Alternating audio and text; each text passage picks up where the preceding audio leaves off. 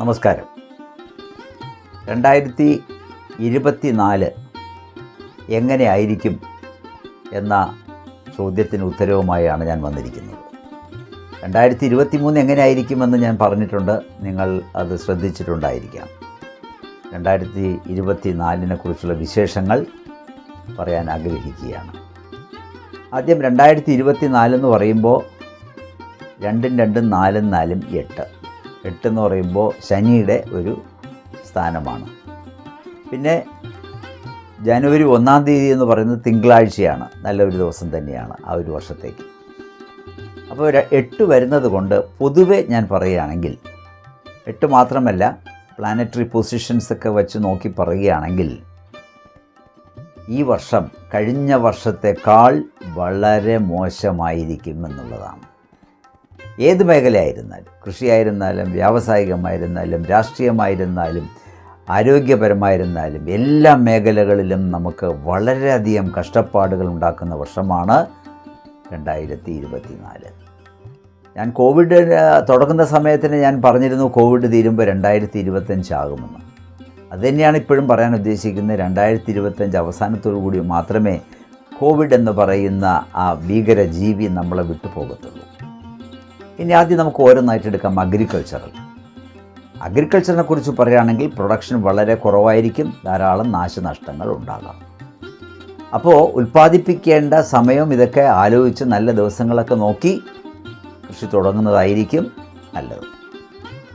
പിന്നെ വ്യാവസായികപരമായിട്ട് നോക്കുകയാണെങ്കിൽ പുതിയ വ്യാപാര സ്ഥാപനങ്ങൾ ഈ വർഷം തുടങ്ങരുത്.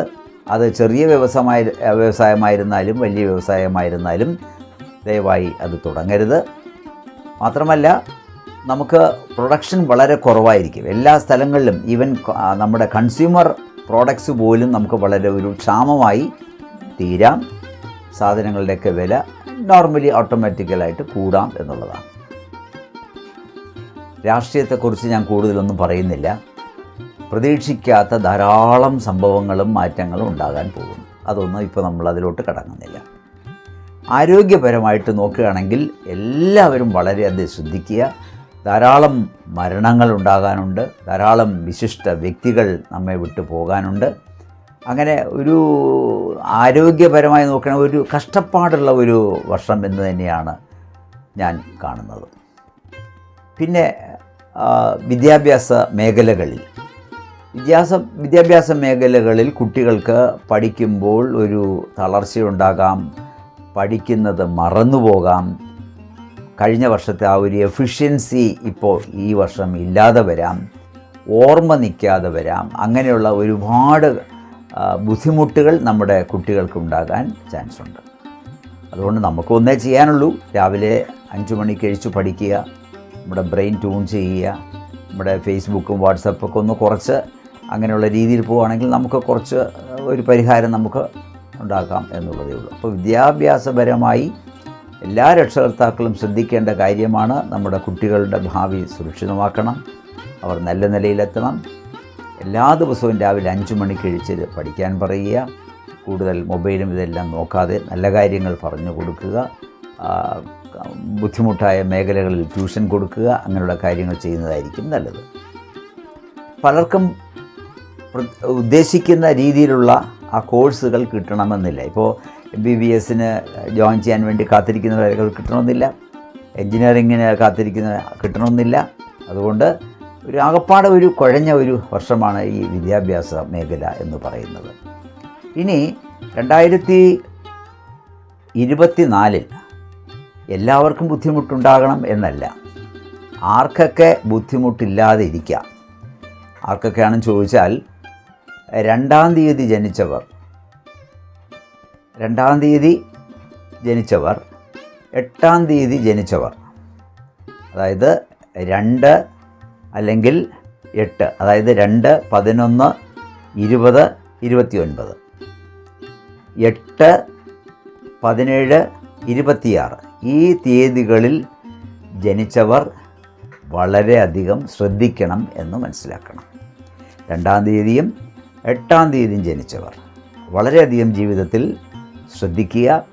ഈ വർഷം പൊതുവെ കൊള്ളാവുന്ന മാസങ്ങൾ ഫെബ്രുവരി കൊള്ളാം, ഓഗസ്റ്റ് കൊള്ളാം, ദെൻ നവംബർ കൊള്ളാം. ഈ 4 മാസങ്ങളിലും കൊള്ളാമെന്ന് പറഞ്ഞാൽ അത്ര വലിയ സൂപ്പറൊന്നുമല്ല, വലിയ തടസ്സങ്ങളൊന്നും ഇല്ലാതെ പോകും എന്ന് വേണമെങ്കിൽ പറയാം.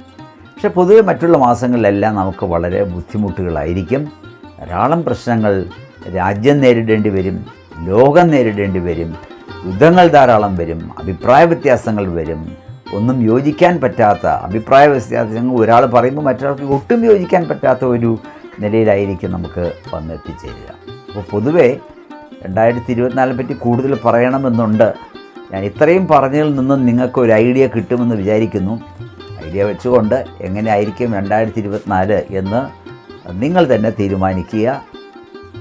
2023 വിശേഷങ്ങൾ ഞാൻ പറഞ്ഞിരുന്നു, അതുകൂടെ നോക്കിയതിന് ശേഷം 2024 നോക്കുന്നതായിരിക്കും നല്ലത്. എന്തായിരുന്നാലും പ്രാർത്ഥിക്കുക, അത് ആ ഒരു മരുന്ന് മാത്രമേ നമുക്കുള്ളൂ. പ്രാർത്ഥിക്കുക, ഭഗവാൻ നമുക്ക് തീർച്ചയായിട്ടും, അത് ഏത് ഭഗവാനായിരുന്നാലും, ക്രിസ്ത്യൻസ് ആയിരുന്നാലും മുസ്ലിംസ് ആയിരുന്നാലും ഹിന്ദു ആയിരുന്നാലും ഭഗവാനെ പ്രാർത്ഥിക്കുക. അതിൽ നിന്ന് മാത്രമേ നമുക്കൊരു മോക്ഷം നേടാൻ സാധിക്കുകയുള്ളൂ. എല്ലാവർക്കും നല്ലൊരു പുതുവർഷം ആശംസിക്കുകയാണ്.